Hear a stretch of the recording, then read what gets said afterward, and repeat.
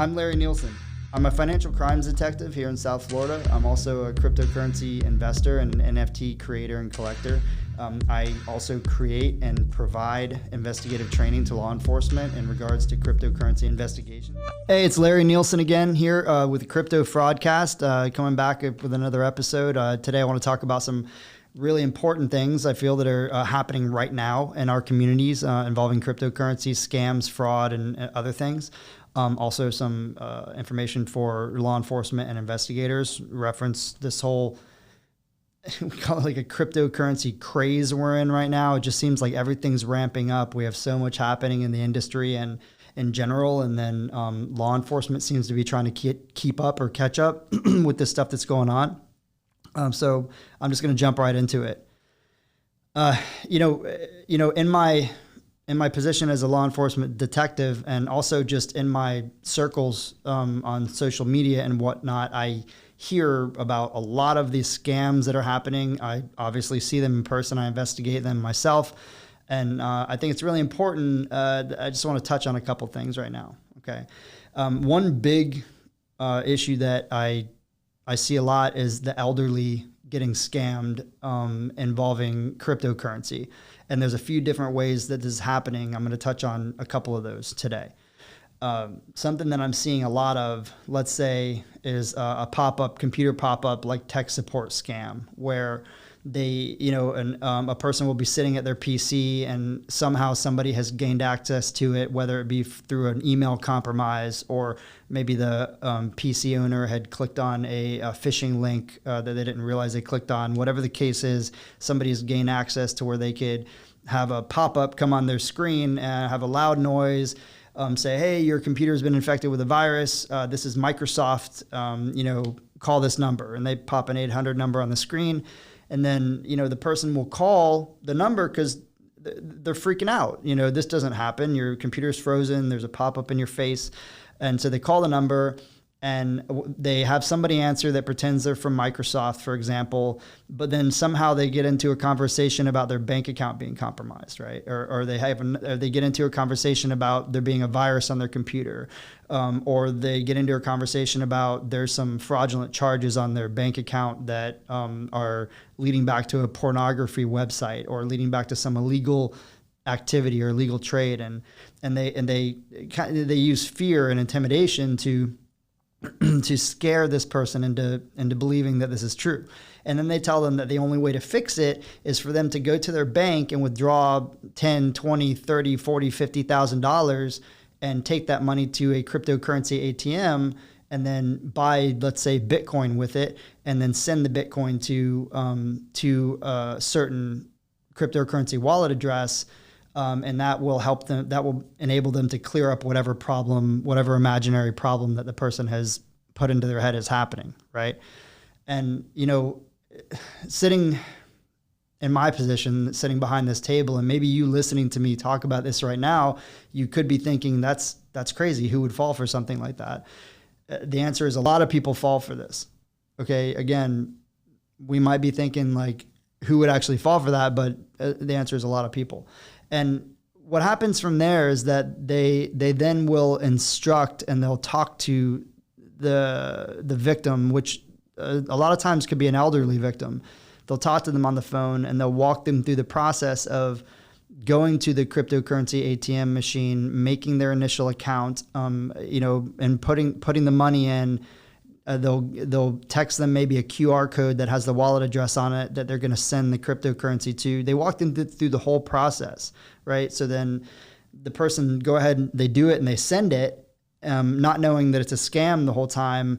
And then once that cryptocurrency is sent, to another wallet address, then the process starts. They could start moving it from address to address. And then it's a real challenge for law enforcement to intervene and to try to recover that, right? It is doable, and I have done it.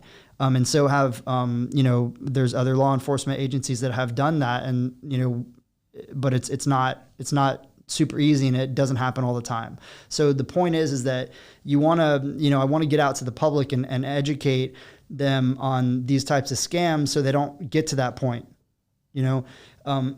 What it also happens with the same type of situations, maybe with investment scams, where somebody will contact a scammer will contact somebody just via text message and start up a conversation.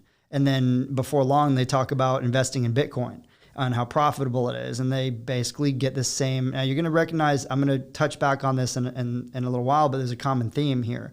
Then they're even between those other scams and the investment scams, they get them to invest. They get them to either purchase Bitcoin through a centralized cryptocurrency exchange, or they send them to a crypto ATM and they have them send the Bitcoin. I'm using Bitcoin as an example because everybody knows Bitcoin. They have them send the Bitcoin to a wallet address, and the person believes that they're sending it to an investment account where it's going to grow and it's going to triple, double and triple, and they're going to make a ton of money, right? But what they don't understand is they're not sending it to an investment account. They're just sending their Bitcoin from their wallet to the bad guy's wallet. And then the bad guy is taking it and sending it off to 100 other wallets or whatever, and it's gone, okay? There's no real investment taking place. And rolling into a really popular and starting to get really well-known investment scam. Well, it's kind of an investment / romance scam, is pig butchering. They call it pig butchering. And a lot of it's coming out of, at least from the news reports, there's a lot of stuff coming out of Cambodia, which it's really sad because it actually involves human trafficking. And these, the scammers, you want to air quote scammers in this situation, are kind of being forced to scam people. And so they're actually victims themselves, and they're scamming people who are becoming victims. And it's a whole, the bad guys layering to their identities to keep them as far removed from this as possible, right? And using, slave labor, human trafficking to get it done. So the pig butchering, basically, they're going to be texting, they're going to be emailing, they're going to be calling on the phone. They're just trying to start up some sort of social connection, some relationship, where it could be like a romance scam where they start dating via text or on the phone or whatever the case may be, or via WhatsApp chat or Facebook Messenger. I see these things all over. It could be on LinkedIn, it could be on Facebook, it could be on WhatsApp, it could be on Twitter. I see these fake profiles, and sometimes I just think to myself, pig butchering. They're fishing for victims, right? So they start up these relationships, and then they start talking about investing in Bitcoin, right? But they do it slowly. They build it up over time, and maybe the first investment's a small amount, and then a little bit more next time, and a little bit more. And they do it over time until maybe they've drained this person of their entire life savings. I've seen people take out second mortgages on their homes, trade in their kids' college funds, drain their savings accounts, things like that, trade in their insurance, just to get money to keep paying these people. And they believe these people. And again, here comes the common theme again. They're having them send their Bitcoin, right? They're having the victim send the Bitcoin from their wallet, either from their centralized exchange or from a Bitcoin ATM, however they've instructed them to do it. They have them send it from their wallet to the scammer's wallet. And the victim thinks they're sending it to either, again, in the case of the pop-up scams or impersonator scams, to clear up a problem or to invest, but that's not happening. It's just going straight to the bad guy. Right. So basically, it'd be great if the message could get out there, and if everybody could see it too, that they can understand that, if somebody texts you out of the blue, then really just kind of ignore the text, right? Save yourself the problem. If they want to start a relationship with you via text, they don't want to talk to you on the phone. You never see their face. They don't want to meet up in person. They're not even in the same country, possibly, or not even in your state. It's just don't do it. Don't get involved with it, period. Just cut it off right away. Don't even explain yourself, nothing. Just cut it off. Okay. If there's some kind of crazy pop-up on your computer and you call Microsoft or whatever, oh, by the way, your bank account's compromised, think to yourself, why does Microsoft have access to my bank account? It doesn't make sense. If they pretend they're from your bank, let's say you bank with Bank of America. I'm just picking a bank out of the air. And let's say they say we're from Bank of America and your account's been compromised. You need to take out your money and send it to us via Bitcoin so we can protect it. Think to yourself, that doesn't make any sense. Call your bank and ask them, go to your debit card, get the number off the back of your debit card, call your bank and ask them, and maybe use a friend's phone to call, because sometimes they switch the phones up to where you call from your phone and they're already in there, and it's going to still go to the scammer. It's crazy, but it happens. So get in touch with your bank, not from a number that the scammer gives you, but from a number that you know actually leads to your bank, and ask them about it. Okay, say, is this real? And they're going to tell you it's not. Okay, don't send money to these people. Anybody that wants you to withdraw money from your bank account and send it to them in cryptocurrency, it just like red flags and lights flashing just says scam to me. Okay, just don't do it. All right. Now, the next thing that, I want to talk about, well, you know what, let's go back to the investment scams. So when they have you get into these investment scams, sometimes they're going to even have fake applications or trader applications, or fake websites that they're going to send you, and it's going to look like it's a legit account for you, and it's going to show you like your Bitcoin increasing in value, and you're going to think, oh my gosh, this is working, and you're going to send them more Bitcoin. It's a scam. Okay, just like, okay, from my experience, and if anybody out there has a different experience legitimately that they could explain, I mean, I'm welcome to it, in the comments, hit me up, whatever. But cryptocurrency does not work that way. It just doesn't work that way. You're not going to put your cryptocurrency into some investment account and it's just going to keep growing unless you're staking it, getting a small percentage per year, or you're doing the yield farming or whatever. But these traditional Forex style looking crypto exchange things that people are trying to get you to invest in, you need to stay away from that. You're just going to end up being the victim of a scam. So now,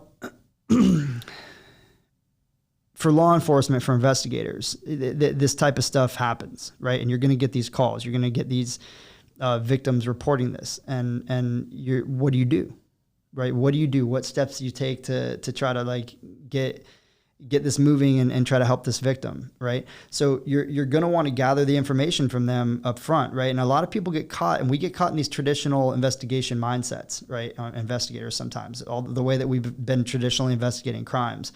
And you're going to want to ask all those same questions, and kind of go the same direction. But when you're dealing with cryptocurrency, I'm telling you right up front, very important that some of the first information that you get from them is you say, okay, where did you send what? Okay, was it a scam or did your cryptocurrency get stolen? Because those are sort of two different things. Not going to touch too much on the stolen stuff and the SIM swaps right now, I don't think. Maybe I'll circle back to that. But right now we're on the scams. So did your cryptocurrency get stolen or was it scammed from you? And when I say was it scammed from you, I mean, did the victim send it themselves, right? So were they instructed to send it and they did? Okay, so let's say it was scammed.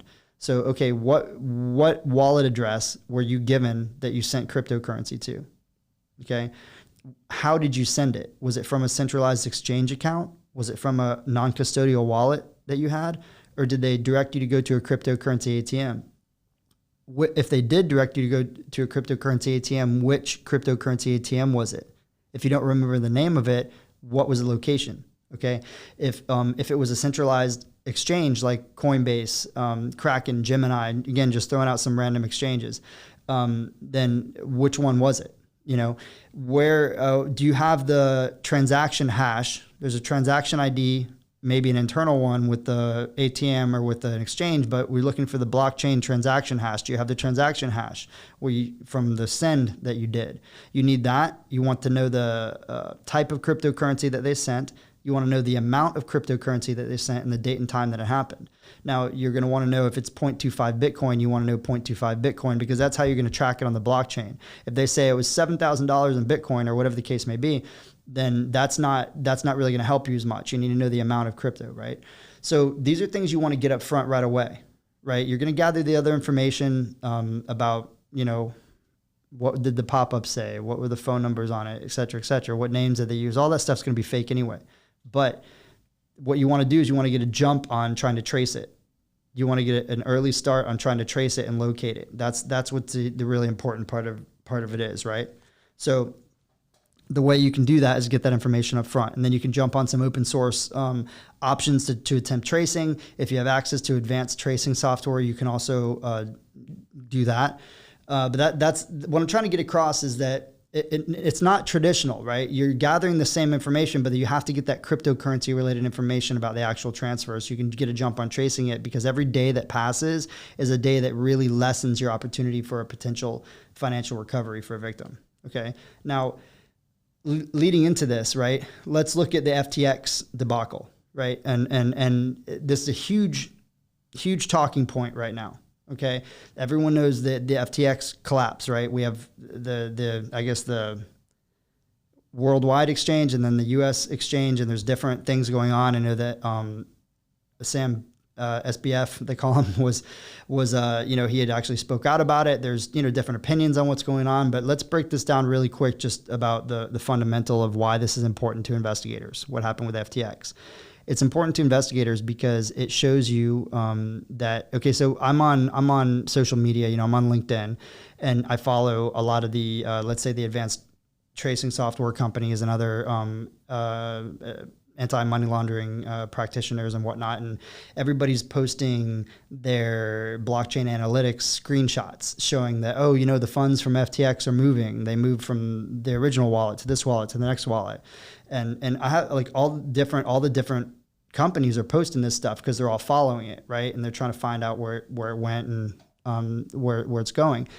Now, what this means for investigators and why this is so interesting and such an important point when it comes to crypto and blockchain is that it's traceable, and it's visible to anybody that knows how to trace it and follow it.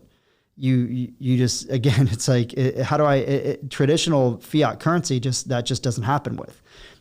Being that it's recorded on the blockchain, you can follow the moves and you could follow the stolen funds if you want to, and you know how to do it.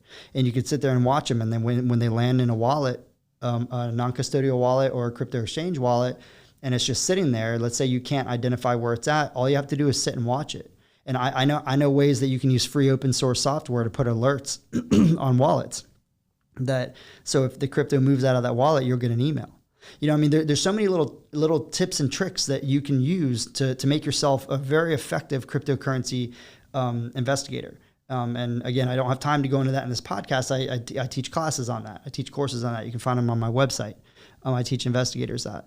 And another thing that they're doing, you got to pay attention to the chain hopping. The bad guys will start off having you send Bitcoin, then they're going to swap it into other cryptocurrencies. It's called chain hopping because different cryptocurrencies could have different blockchains. So you go from one blockchain to another just to try to obfuscate and conceal the source and the type of the illegally obtained cryptocurrency that's being moved. So yes, I got so much to talk about. I wrote myself a couple notes over there, and I'm trying to lean over to see them. I'm not an expert at writing my lists, right? So I wrote them, and of course, what I did, I wrote them like some of them are actually behind the camera that's in my face, so I'm leaning over to see it. So the blockchain transparency is what's super important. Now, I do have some caveats on that. I'm not going to go into it right now, but there are some transactions that take place off chain, which is slightly frustrating as an investigator. But there are ways around that, and I can get into that later. And definitely in my courses, I cover that stuff. But what I really wanted to touch with all this is that you got to be aware of these scams. You got to know what's out there so you know what you're looking at. That's for investigators. So when a case comes in or when you get, somebody contacts you, you have an idea like what's going on. And so what steps you need to jump in and take. You're going to know if you're dealing with a pop-up scam, an impersonator scam, a pig butchering scam, an investment scam. You're going to start asking these questions. You sent it from an exchange. Was it from a Bitcoin ATM? Where was it at? What's the address of the ATM? Do you know the name of it? Do you have the receipt? Do you have the wallet address? You start asking these questions up front. You can, like I said, you can get a jump on this, right? And what's really important to note is that you can do this. Okay. Even if you don't know anything about cryptocurrency today, you can start learning and you can become a very efficient investigator when it comes to cryptocurrency tracing and these cases. And you could get yourself to a point where potentially, it doesn't happen all the time, but you could potentially be in the position to recover some funds, right? Or identify some of the bad actors. Okay. So now what you're going to see out there, and I have a lot of respect for all my friends that I've made, these relationships that I've cultivated with people that work at the different cryptocurrency exchanges and the different advanced cryptocurrency tracing software companies. Okay. And so, and a lot of those cryptocurrency software tracing companies will offer you training as well. and the training, it's going to teach you blockchain stuff. And they're going to teach you how to use their software to trace cryptocurrency, which, like, again, excellent skill to have. All right. I've done it with CipherTrace, and I've used Chainalysis. I've seen Elliptic work. And I'm a fan of all three of those. Right. And what they're able to do. Very powerful. Okay. But what you need to note is that you need to know more about cryptocurrency investigations, especially for law enforcement. You need to know more about tracing cryptocurrency than just using a company's software, because the reality of it is that not everyone is going to have that accessible to them because of the costs associated with it. Even if an agency obtains one of those cryptocurrency softwares and gets a few licenses, they're gonna, not everybody is gonna have access to that per se. Okay, and even if you do use it, you still need to know how to manually go in there and do it yourself and know what you're looking at. And that's so you don't have to 100% rely on you putting in an address and a software spits something out and you don't really know what you're looking at, but hey, the software said this is what happened, so that's what happened. Do you know what I'm saying? It's like I was giving the example to my buddy Akai earlier. Like I said, that if he comes over and teaches me how to change oil in my car, he's providing me value. He's given me, he's empowered me to do something, right? But it doesn't mean that I'm going to be able to repair my transmission if it goes. So I'm still going to need to take my car to a mechanic, right? And there are times that you could be manually tracing and investigating, and you're still going to want or need maybe to reach out to someone who has access to advanced crypto tracing software, or if you have access yourself. But the foundation is what's important. And that is what I teach. I empower investigators with the ability to start cryptocurrency investigations, know what they're looking at, know what they're doing, to do open source tracing of cryptocurrency, to locate stolen and scammed cryptocurrency and NFTs, and to move these cases forward with confidence. Okay, sometimes you're going to hit a brick wall. No matter how much technology you have, sometimes the advanced tracing software, sometimes what it does is it'll just tell you quicker that you can't go any further because it maps stuff out fast, right? So no matter how much knowledge you have, sometimes you're going to hit a brick wall in investigations. That's just the way it is. But you need the building blocks. You need the foundation. You need a solid foundation, and you need to know what you're doing. And that's what I offer in my courses. So I just, again, thanks for listening. It's been a lot in a short amount of time. So go to my website, check out fintechfocus.io. There's upcoming training happening soon. You can find it listed on my website. Sign up for some classes. Please reach out to me. Training at fintechfocus.io. If you have any questions, you can find me on Crypto Fraudcast on Facebook, YouTube. You can find me also Fintech Focus Training and Consulting. Larry Nielsen. I'm on LinkedIn. And if you any questions or just want to chat about anything, reach out. It's I got so much in my mind. It's been a great episode, and I'll see you guys on the next one.